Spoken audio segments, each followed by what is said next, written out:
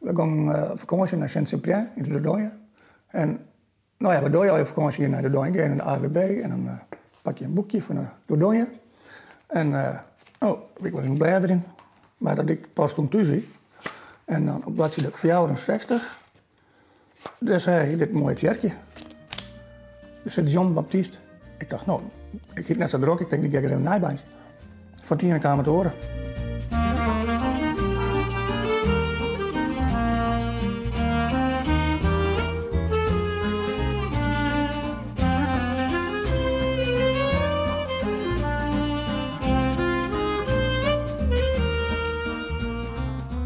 Nou, hier is het altijd mee begonnen.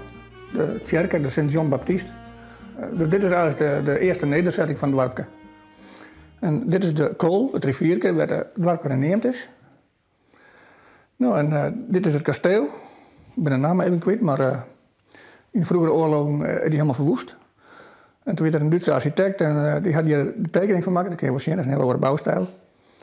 En de verdedigingstoer die is nog steenblijven van de vorige kasteel. Want dit is echt de typische kleur van de Dordogne kasteel. Dus ja, ga ik het samen weer oplossen. Is dit nou echt weer of verzin je nee, dit? dat verzin ik alweer. Maar dit heb ik als een cadeautje kreeg. Ik denk, nou, die mensen moeten graag dit verwerken in het dorp. Maar dan bleef er eerst een heel op de kast in. En dan en niet zeker. Ik denk, nou, doe ik het zo.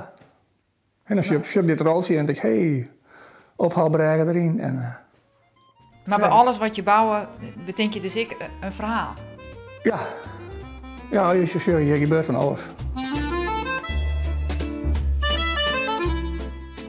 Je bent een paar bergtoeristen, die houden een hele lange wandeling achter de rug.